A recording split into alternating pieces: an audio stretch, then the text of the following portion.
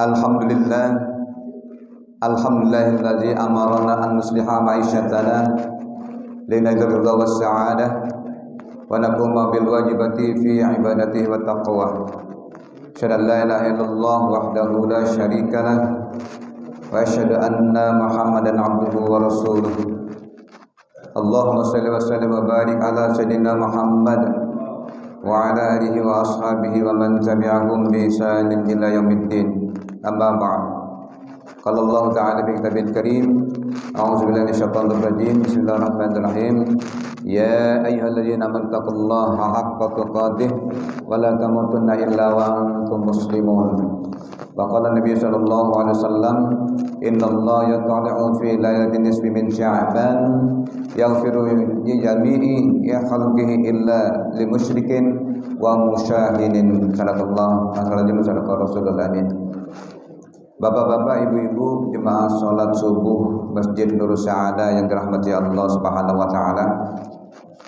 Mengawali pertemuan kita pada pagi hari ini, kita persembahkan pujian syukur kehadirat Allah Subhanahu wa taala atas nikmat kesempatan, nikmat kesehatan sehingga kita bisa masih berkumpul kembali di bait Allah mulia ini. Kita telah sama-sama melaksanakan salat subuh berjamaah. Satu harapan, mudah-mudahan rangkaian amal ibadah kita pada pagi hari ini diridhoi oleh Allah Subhanahu wa taala dan segala keridhoannya. Amin ya rabbal alamin.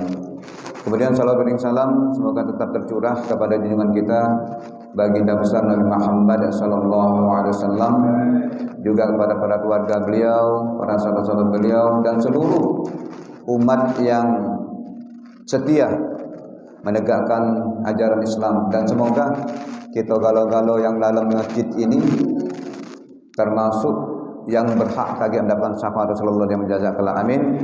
Amin ya rabbal alamin.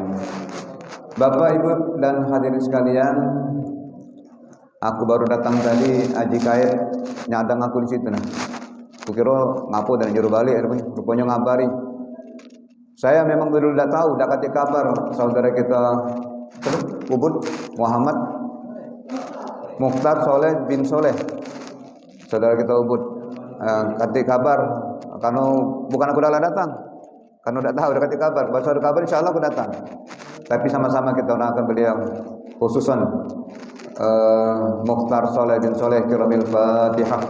A'udzubillahiminasyaitonirrajim. Bismillahirrahmanirrahim. Alhamdulillahirabbil alamin. Arrahmanirrahim. Maliki yaumiddin. Iyyaka na'budu wa iyyaka nasta'in. Ihdinas siratal mustaqim. Shiratal ladzina an'amta 'alaihim ghairil maghdubi 'alaihim waladdallin.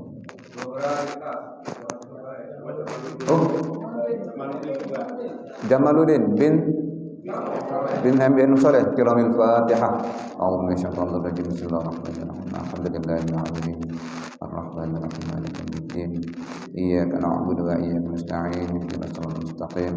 Shiratal ladzina an'amta 'alaihim ghairil maghdubi 'alaihim waladdallin. Amin. Sayyidina wa maulana Muhammad wa ala alihi wa sahbihi ajma'in. Alhamdulillahirabbil alamin. A'udzu billahi minasyaitonir rajim. Bismillahirrahmanirrahim. Alhamdulillahirabbil alamin. Wa bihi nasta'in wa ala umuri dunya waddin. Wassalatu wassalamu ala khatamil mursalin Sayyidina wa maulana Muhammad wa ala alihi wa sahbihi ajma'in. Alhamdulillahirabbil alamin. Hamdan syakirin, hamdan na'imin, hamdan yuwafi ni'amahu wa yukafi mazidah. Ya Rabbana lakal hamdu kama yanbaghi li jalali wajhikal karim wa uzbil sahih. Allahumma shalli wa barik ala sayyidina Muhammad wa ala sayyidina Muhammad. Allahumma fir lana wa li walidina warhamhum kama rabbana shighara wa li jami'il muslimina wal muslimat wal mu'minina wal mu'minat al-ahya'i minhum bi rahmatikal arhamin.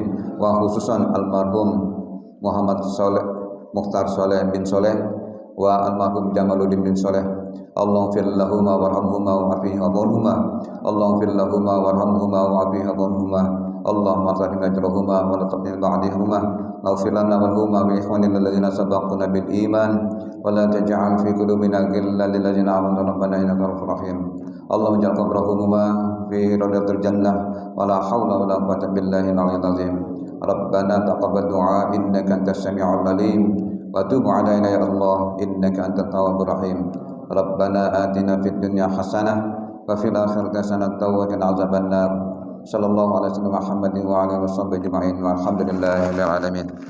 Kita doakan mudah-mudahan keluarga kita Mukhtar Soleh bin Soleh wa Jamaluddin bin Soleh husnul khatimah. Amin ya rabbal alamin.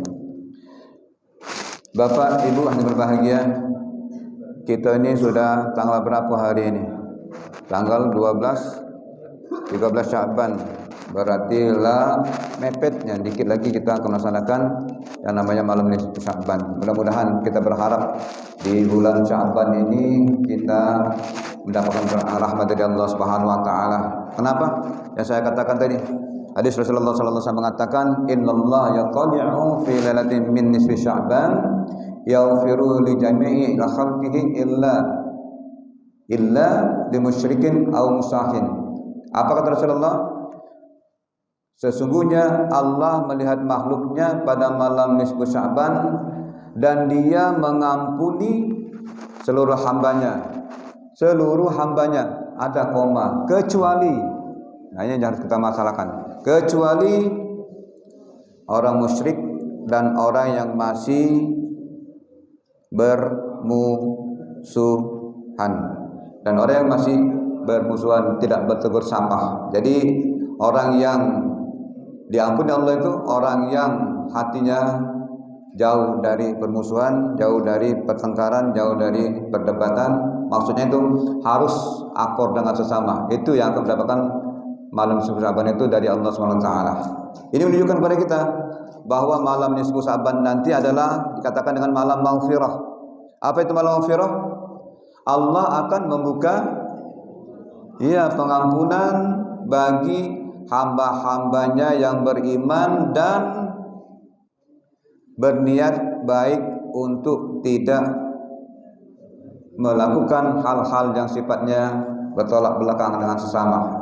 Oleh karena itu, kaget kita jadikan malam nisfu Sya'ban itu sebagai momentum diri kita. Untuk apa? Kita bahasa sekarang itu keren dikit, jadi introspeksi diri kita. Ya tak? Kita banyak-banyak berdoa, banyak-banyak bertobat kepada Allah Taala. Kalau seandainya selama ini hablum minallah kita kurang, kita perbaiki. Kemudian hablum minannas kita kurang atau selama ini ada kejanggalan-kejanggalan, mari dengan hati yang terbuka lebar kita untuk saling memaafkan. Oleh karena itu kita sama-sama di bulan Sya'ban ini, karena tidak lama lagi, sekarang ini sudah tanggal 13. Kalau seandainya dikurangi ke depan lagi, berarti tidak lama lagi sudah akan menjelang 30 kurang 13 berapa lagi? Nah, berarti hampir setengah bulan lagi kita akan menjelang Ramadan tahun 14 Hijriah. Satu doa yang kita minta tadi, Allahumma barik lana fi Sya'ban wa balighna Ramadan. Ya Allah, berkahilah kami di bulan Sya'ban wa balighna fi syahr Ramadan. Sampaikan kami di bulan, walaupun dulur kita Mukhtar soleh dengan Jamal tak kesampaian, tapi mudah-mudahan ya, walaupun beliau sudah sampai, kita berharap kita yang hadir pada malam hari ini, pada pagi hari ini dapat barakah Allah Taala untuk bisa sampai kepada bulan Ramadan tahun 14 Hijriah tahun ini. Amin ya rabbal alamin. Bapak Ibu hadirin berbahagia, kalau seandainya saya kutip satu kitab dari Ihya Ulumuddin kalangan Imam Al-Ghazali, beliau pernah mengatakan, kata beliau bahwa malam nisfu Sya'ban itu termasuk salah satu malam yang istimewa. Kenapa dikatakan malam istimewa? Karena di malam itu siapa yang berdoa, doanya akan dikabulkan oleh Allah Subhanahu wa taala. Dan menyebutkan juga contoh para salafus saleh yang dahulu yang pernah memberikan contoh kepada kita ini, bahwa para salafus saleh itu ketika malam nisfu Sya'ban itu mereka menghidupkan malam-malam itu dengan banyak-banyak beristighfar, banyak-banyak melaksanakan qiyamul lail.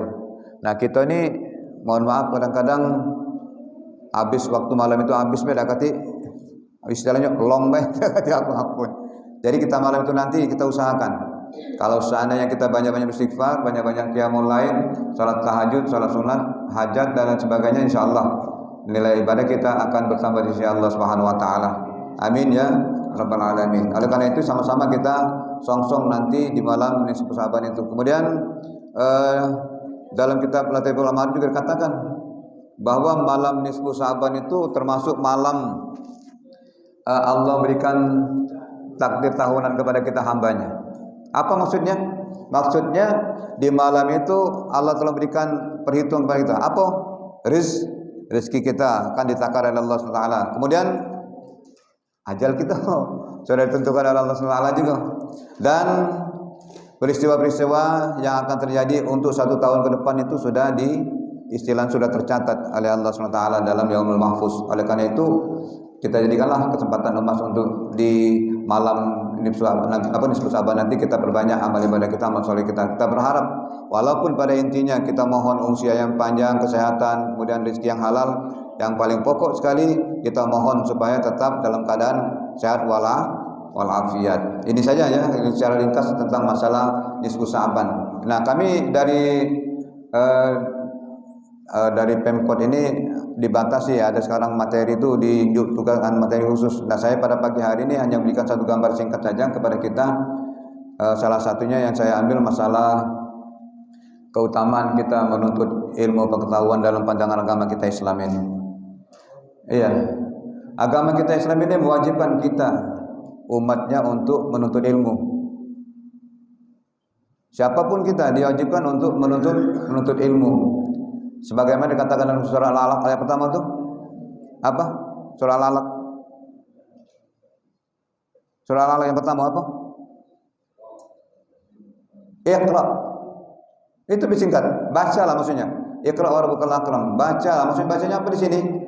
Kita dituntut untuk belajar, kalaupun bisa mengajarkan ilmu pengetahuan itu yang sangat penting dalam pengetahuan kita itu, sebagaimana Rasulullah pernah mengatakan kepada kita. Kata Rasulullah, talabul ilmi fardhatun ala kulli muslimin wa muslimatin.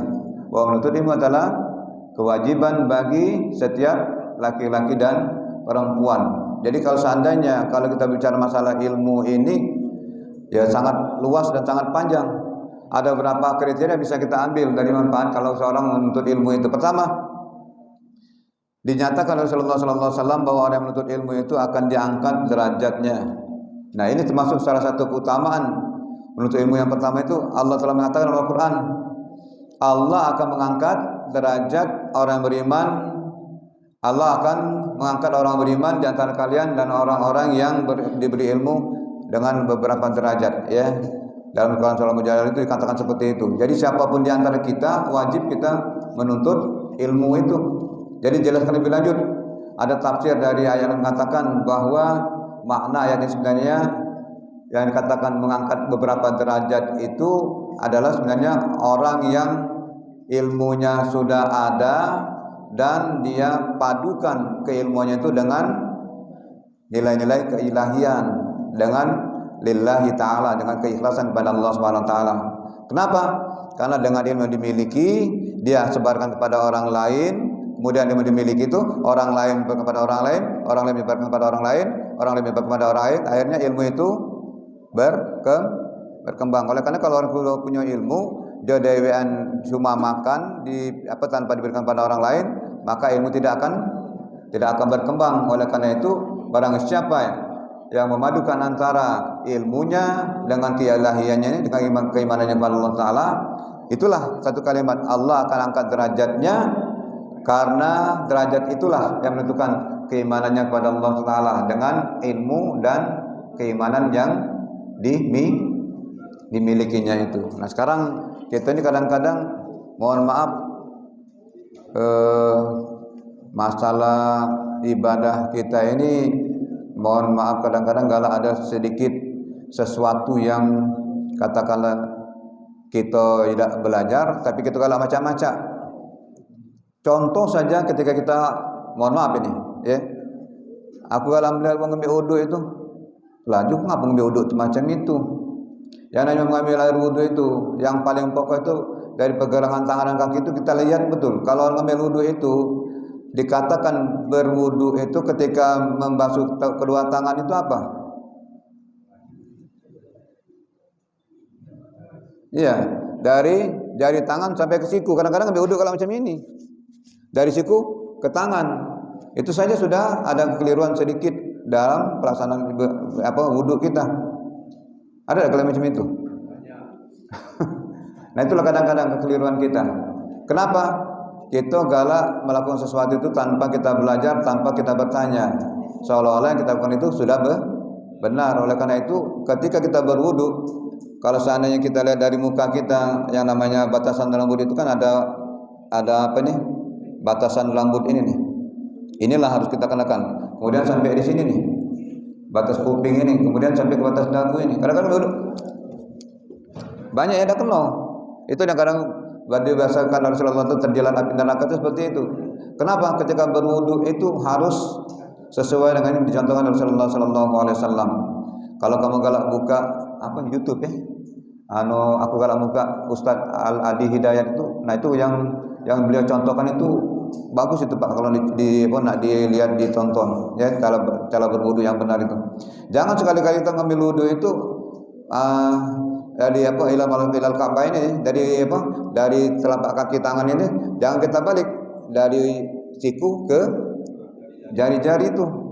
Itu salah satu kekeliruan yang sering kita lakukan tanpa kita sadari. Kita sholat, padahal yang namanya sholat itu akan sah apabila wudunya benar.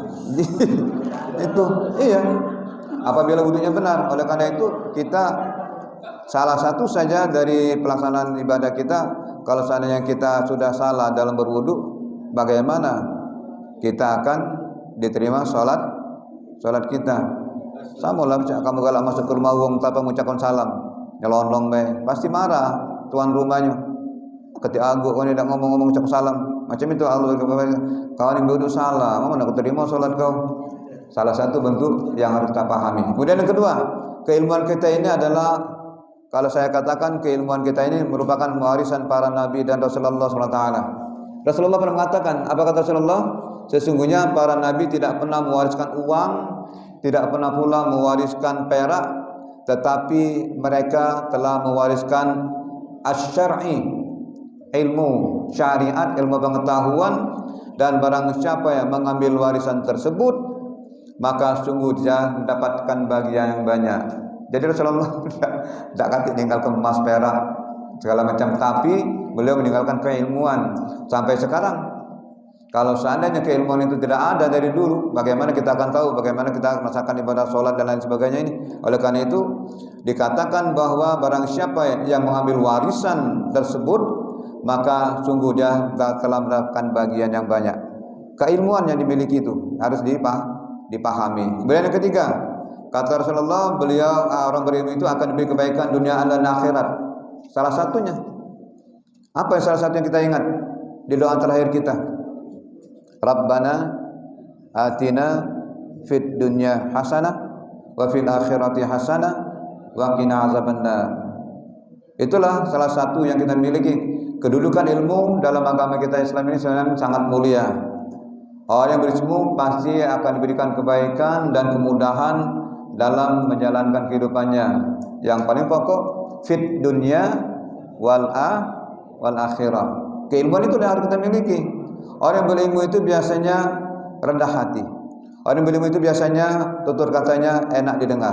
Orang yang berilmu itu biasanya bahasanya sopan santunnya tinggi. Nah, oleh karena itu Rasulullah kepada kita, apa kata Rasulullah? Barang siapa yang menginginkan urusan dunia, maka dia wajib berilmu. Man arada dunya fa alaihi bil ilmi wa man arada al akhirah fa alaihi bil ilmi. Jadi kata Rasulullah kepada kita, siapa yang kepengen hidup dunia, dia harus berilmu, dan barang siapa yang ingin urusan akhiratnya kagak selamat di akhirat, dia maka harus memiliki ilmu. Dan barang siapa memiliki keduanya, man arada dunya wal akhirah fa alaihi bil ilmi. Barang siapa yang ingin dunia, dia harus berilmu. Barang siapa yang ingin kehidupan akhirat harus berilmu. Barang siapa yang ingin dunia dan akhirat harus berilmu. Jadi dua hal ini jadi patokan bagi kita. Siapapun ketika hidup dia harus memiliki ilmu. Yang jelas ilmu agama dan ilmu dunia yang kita pahami. Kemudian yang keempat, orang yang berilmu itu biasanya dimudahkan jalannya untuk menuju surga. Bapak Ibu, kalau saya tanya, kita nih kepengen masuk surga kalau tidak? Kepengen masuk surga kalau gitu? Ngapo? Ya sudah Allah janjikan kepada kita, ya. Siapa yang bakal masuk surga? Tentu orang yang amalan solehnya yang banyak dilakukan ketika masih hidup inilah. Oleh karena itu kita menuntut ilmu ini menjadi salah satu jalan kita untuk pacak menuju, nah itulah Salah satu jalan kita untuk menuju surga Allah SWT. Kenapa? Karena Rasulullah mengatakan, apa kata Rasulullah? Barang siapa yang menempuh satu jalan untuk mencari ilmu, maka Allah akan mudahkan jalannya untuk menuju. Nah itulah, bukan ke sini. Kalau sini tidak pernah berilmu itu, sini yang kita berilmu itu. Barang siapa yang menempuh jalan untuk mencari ilmu, maka Allah akan mudahkan jalannya untuk menuju. Nah sekarang ini keilmuan kita lah harus kita pelihara, kita jalankan. Jangan sampai kita berilmu tidak kita manfaatkan, tidak gunakan untuk untuk kemaslahatan orang banyak. Jangan-jangan kita ini galak, istilah kita tuh ngimpeli dewe ilmu itu, nak nyimpen dewe seolah-olah ada kalangan jebong lain. Percuma, tidak ada manfaatnya. Kemudian yang paling pokok lagi, biasanya orang yang berilmu itu memiliki pahala yang banyak. Kalau bahasa gitu, bahasa akhirat juga memiliki pahala yang kekal. Kenapa? Ya siapa yang tidak ingin terus mendapatkan pahala? Kalau kita dalam keadaan berilmu, ya, ilmu itu akan kekal dan bermanfaat bagi pemiliknya. Kalaupun dia sudah meninggal dunia, keilmuannya akan ditanjukkan oleh yang lain. Siapa salah satu contoh yang terkenal dalam kitab Ihya Ulumuddin, Imam Al-Ghazali. Berapa belas abad beliau sudah meninggal dunia, tapi kitab Ihya Ulumuddin sampai sekarang para ulama, para tokoh agama, para kiai banyak menggunakan. Salah satunya itulah hal-hal yang berhubungan dengan masalah kemasyarakatan, masalah ibadah, masalah keagamaan, itu berhubungan. Salah satu juga yang kita lakukan dalam hubungan kemasyarakatan paling banyak digunakan dalam kehidupan kita. Kenapa? Karena hal ini sudah dilakukan oleh beliau dari dahulu sampai sekarang. Keilmuan itu tetap bermanfaat dan berguna bagi umat manusia, terutama bagi kita umat Islam ini. Jadi hal ini didapati bagi orang yang bersungguh-sungguh dalam untuk ilmu, sebab ilmu tersebut bukan untuk bermanfaat bagi dirinya dewe, tapi bisa bermanfaat bagi wong lain atau orang lain. Nah, oleh karena itu kita harus dapatkan pengertian seperti itu. Pernah dikatakan Rasulullah sallallahu alaihi wasallam, Rasulullah pernah mengatakan, kata Rasulullah, jika seseorang meninggal dunia, apa? Sudah saya katakan, apa? Iza matal insan in qata'a amalu illa min salasin. Apa kata Rasulullah?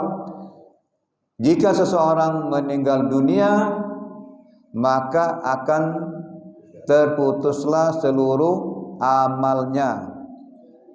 Nah, tahu kalau kan sudah? Tahu kan?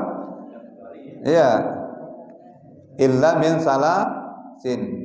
Apa? Kecuali 3 perkara. Apa? Sedekatin jariyah. Berarti ketika masih hidup inilah gara-gara nak bersedekah, karena berimpak. Kalau jangan atau bahasa Palembang itu GB. Apa GB? Tahu kamu? Jangan GB. Oh, aku tidak kasih duit. Yang namanya bersedekah itu tidak harus banyak, sedikit jadilah. Sedikit-sedikit kan banyak. Baru peribahasa kok. Apa? Dikit-dikit lama-lama menjadi. Nah, daripada lah sudah jadi bukit, jadi omelan, apa? Istilah untuk jadi kesombongan, tidak jadi pahala itu. Lemah sedikit-sedikit lama-lama menjadi. Oleh karena itu, ya pertama sedekah jariyah. Kemudian yang apa? Yang kedua, al-ilmu yang tafa'ubi, ilmu yang bermanfaat tadi. Yang saya katakan tadi bahwa Imam Al-Ghazali, kemudian Imam Abdul Hasan, kemudian imam-imam yang lain itu banyak mengeluarkan buku-buku fikih, buku. Nah, salah satu yang terkenal di Jogja itu sampai sekarang buku Iqra itu dari tahun 70 berdasarkan buku Iqra itu sampai sekarang berjalan. Walaupun versinya sudah mengalami perubahan-perubahan, peningkatan, tapi masih tetap dipakai. Beliau sudah lama meninggal tahun 84. Sekarang ilmunya masih tetap dipakai. Itulah al-ilmu yuntafu alaih bih, ilmu yang bermanfaat. Ilmunya yang diajarkan selama ini walaupun dia sudah meninggal dipakai orang tetap. Cak kita tuh banyu tuh masih tetap mengalir pahalanya. Kemudian, nah yang ini pokok lagi. waladin soleh yad'ulah, anak soleh mendoakan orang tua kita. Nah sekarang ini mau kita, ya tak? Bagaimana kita cara memberikan pendidikan kepada anak kita, kepada cucu kita, supaya mereka nanti ketika kita tiada lagi, mereka pajak mendoakan kita. Bagaimana caranya? Murru as-sabiyyu bisalat iza balagha sab'a sinin wa iza balagha 10 sinin fadribu 'alaiha. Ajari, didik anakmu apabila berumur 7 tahun belajar salat. Apabila berumur 10 tahun pukul. Pukul dalam arti kata jangan pakai besi, pakai kayu, entah pinggang mati. Iya, apalagi parang habis. Maksudnya apa? Maksudnya Rasulullah contoh nepak pantat, bukan yang ngebuk dengan kayu, dengan parang tadi ji. Habis budak. Duluan dia aja dari kita hidupnya, matinya. Maksudnya pak pantatnya tuh, tepak pantatnya, bukan yang kita gebuknya tadi. Maksudnya apa? Sebagai pendidikan kepada anak kita. Jangan kaget, kebalikan. Lemak bae nyuruh ke salat, ya salat tidak juga rupanya. Mana nak ngomong macam itu? Aku disuruhnya ke masjid, dia main gam sana. Tempat lain, bukan di sini. Iya, di Amerika, di Jerman sana macam itu.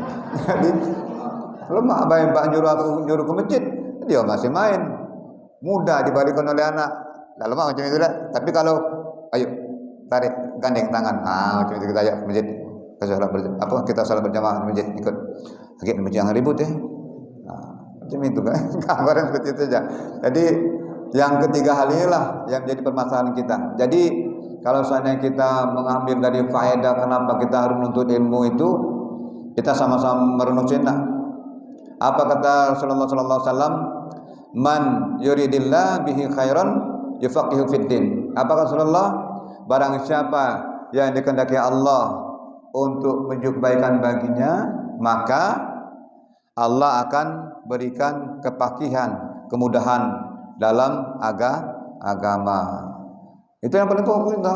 Kalau ilmu agama kita sudah ada, walaupun tidak keseluruhan kita memiliki kitab baca, yang jelas kita ini ada rukun. Rukun iman kita, rukun Islam kita. Rukun iman kita telah meyakini itu semua. Rukun Islam kita praktekkan dalam seharian. Apa yang pertama? Kita sudah bersyahadat, kita sudah sholat. Nanti tidak lama kita akan puasa. Tadi kalau ada rezeki kita mengeluarkan zakat. Kalau ada rezeki lagi berangkat haji. Kalaupun masanya yang bisa aku katakan aku tempoh hari 2028 kaget. Ya Allah nyampe dah usia lah. 2028 insyaallah. Yang jelas sudah ada niat untuk berhaji. Yang ini gambaran kepada kita. Jadi siapapun kita harus merenungkan baik-baik. Karena siapapun kita ada perasaan motivasi kita untuk mempelajari ilmu agama ini. Kalau kita ada motivasi untuk belajar ilmu agama ini, ada semangat untuk belajar. Nah, orang yang ada semangat motivasi untuk belajar itulah Allah munculkan dalam hatinya taufik dan hidayah itu. Kenapa? Ada kemauan untuk belajar. Ada keinginan untuk menempuh ilmu agama. Ada keinginan untuk menempuh jalan dalam rangka menuntut ilmu itu. Karena itu kita memahami siapapun kita, kalau seandainya kita memahami faedah-faedah itu sangat banyak sebenarnya faedah-faedah kita menuntut ilmu itu. Apa antara lain? Bisa saja segala sesuatu itu pasti atas kehendaknya Allah SWT. Ya, tidak ada satu kejadian pun yang ada di muka bumi ini kecuali kehendaknya Allah SWT. Setiap yang namanya karunia Allah, setiap yang namanya nikmat Allah SWT, dan pemberian yang Allah berikan kepada kita selama ini itu semuanya barokahnya dari Allah Subhanahu wa taala. Sudah dikatakan, dan tidak ada taufik dan hidayah bagiku melainkan dengan pertolongan Allah. Hanya kepada Allah lah aku berserah diri, dan hanya kepada Allah lah aku bertawakal. Itu inti pokok kalau kita memahami ilmu kita yang pertama tadi, ya. Jadi kita siapapun kita, yang paling pokok tertanam dalam kita di jiwa kita ini apa? Akidah itu. Jangan sampai akidah kita ini yang didasari dengan keimanan kita tercemar oleh hal-hal yang tidak baik, yang tidak bagus, gara-gara hal kecil melebar, meluas, akhirnya menyeluruh. Akhirnya apa? Nilai-nilai keimanan kita di mata Allah Ta'ala ini tidak ada artinya sama sekali. Oleh karena itu Allah berikan jalan kepada kita ini untuk kita mendapatkan taufik dan hidayah, sebab hidup kita ini sakinah, mawaddah, warahmah. Apa? Tenang dalam keadaan kasih Allah dan berbahagia. Siapapun kita, tidak malu kita harus tetap tenang dalam kehidupan kita ini.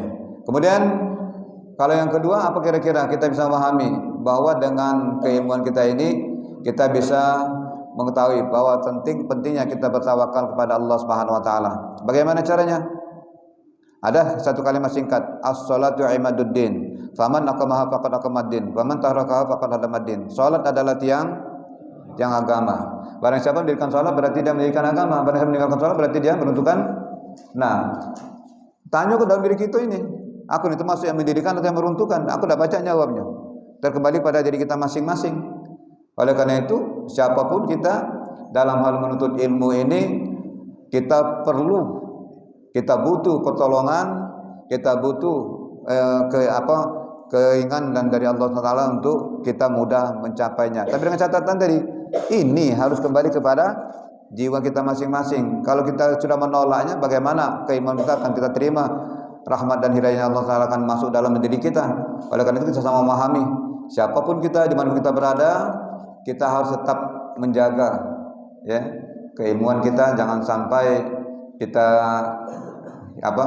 tidak kita bagikan atau kita tidak memahami tentang keilmuan sehingga kita melakukan sesuatu itu semau diri kita tanpa ada patokan khusus yang menjadi sandaran kita. Kemudian pentingnya kita untuk senantiasa meminta pertolongan Allah SWT, karena seluruh urusan kita ini berada di tangan Allah SWT. Kebutuhan jamaah yang paling pokok ketika kita ada permasalahan, banyak-banyaklah kita berdoa kepada Allah SWT. Kenapa? Karena dengan banyak berdoa, mudah-mudahan apapun yang kita minta akan dikabulkan oleh Allah Taala. Walaupun tingkatan kabulannya itu mungkin segera, agak ditunda, mungkin agak lama. Yang paling pokok, banyak-banyaklah kita berdoa kepada Allah Taala. Nah, di doa inilah kita merupakan setiap pagi kita galak bangun. Apa doa kita? Alhamdulillahillazi ahyana ba'da ma amatana wa ilaihin nusyur. Untung kita masih pajak bangkit lagi. Kalau tidak bergerak lagi, nah, ketika masuk kamar mandi, Allahumma inni a'udzubika minal khubuthi wal khaba'its. Nah, dah tahu, dipakai dah doa. Ketika keluar kamar mandi, alhamdulillahi ahyana ba'da ma amatana wa ilaihin nusyur. Apa? Lupa pula juga. Doa keluar kamar mandi, masuk kamar mandi itu harus kita gunakan, walaupun bacanya singkat, tapi manfaatnya sangat luar biasa. Ya, itu tiga perkara yang saya katakan tadi sudah terkumpul. Kita berharap dalam kehidupan kita ini supaya tetap terjamin ya doa-doa kita. Mudah-mudahan yang pernah dicontohkan Rasulullah sallallahu alaihi wasallam ini kita tetap menjaga, jangan sampai kehidupan kita menjadi orang yang lupa kepada Allah Subhanahu wa taala. Bagaimana caranya? Banyak-banyaklah kita berdoa kepada Allah Taala. Mohon supaya kita diberikan kelapangan dada kita untuk menempuh keilmuan ini dengan segenap jiwa raga kita. Mudah-mudahan Allah berikan gambaran kepada kita. Sebab saya katakan tadi, barang siapa yang dikehendaki Allah kebaikan, maka Allah akan memberikan pemahaman terhadap agama. Bagaimana caranya? Itulah tadi, tidak baca, belajar, tidak tahu, bertanya. Jangan seolah-olah tahu dewek, padahal yang kita lakukan salah atau keliru. Nah, kalau seandainya kita sudah melakukan hal macam itu, kita itulah yang ruginya. Kalau seandainya kita memahami, insyaallah ya, siapapun kita, di mana kita berada, mudah-mudahan amal ibadah kita, keilmuan kita akan mendapatkan berkah dari Allah Subhanahu wa taala. Ini saja Bapak Ibu masalah yang dapat saya sampaikan kesempatan pagi hari ini. Mudah-mudahan dengan 5 hal utama ini saya sampaikan tadi ada manfaatnya bagi kita. Yang paling pokok lagi, kita ingatkan kepada diri kita dan keluarga kita untuk tetap menuntut ilmu. Bagaimana caranya? Apakah sekolah, apakah di pondok-pondok pesantren, apakah di tempat-tempat pengajian, apakah di majelis-majelis taklim, itu tidak terikat, harus di dunia pendidikan, di majelis taklim, di pengajian, di apa lagi, di apa? Ya, di majelis pengajian taklim segala macam itu, yang kalau ada dia datang atau mendatangkan orang ke rumah untuk mengajar, itu semuanya menjadi solusi bagi kita untuk bisa memahami keilmuan keagamaan kita. Yang paling pokok, satu doa yang kita minta setiap akhir doa, Rabbana atina fid dunya hasanah wa fil akhirati hasanah wa qina azabannar. Kita minta bahagia dunia dan akhirat. Kalau minta dijauhkan dari azab api neraka. Itulah intinya. Mudah-mudahan apa yang saya sampaikan ini ada manfaatnya. Kalau benar penyampaian saya kurang berkenan kepada Bapak Ibu, saya mohon maaf, dan kepada Allah Subhanahu wa taala mohon ampunannya. Dan sebelum kita tutup, marilah kita sama-sama berdoa kepada Allah Subhanahu wa taala. Sayyidina wa maulana Muhammadin wa ala alihi wa sahbihi ajma'in. Alhamdulillahil alamin. A'udzubillahi minasyaitonir rajim. Bismillahirrahmanirrahim. Alhamdulillahil alamin. Assalatu wassalamu ala asyrafil anbiya'i wal mursalin. Sayyidina wa maulana Muhammadin wa ala alihi wa sahbihi ajma'in. Allahumma salli ala Sayyidina Muhammad wa ala ali Sayyidina Muhammad. Allahumma inna nas'aluka salamatan fid din wad dunya wal akhirah wa afiyatan bil jasadi wa afiyatan bil jasadi wa afiyatan bil jasadi wa ziyadatan bil ilmi wa barakatan fil rizqi wa taubatan qabla al maut wa rahmatan 'inda al maut wa maghfiratan ba'da al maut. Allahumma hawwin 'alaina fi syakaratil maut wan najata minan nar wal 'afwa 'inda al hisab. Rabbana atina fid dunya hasanah wa fil akhirati hasanah wa qina azabannar. Wassallallahu ala sayyidina Muhammadin wa alihi washabihi wasallam. Subhana rabbika rabbil izzati amma yasifun. Wassalamun ala mursalin walhamdulillahi rabbil alamin. Akhirul kalam. Assalamualaikum warahmatullahi wabarakatuh.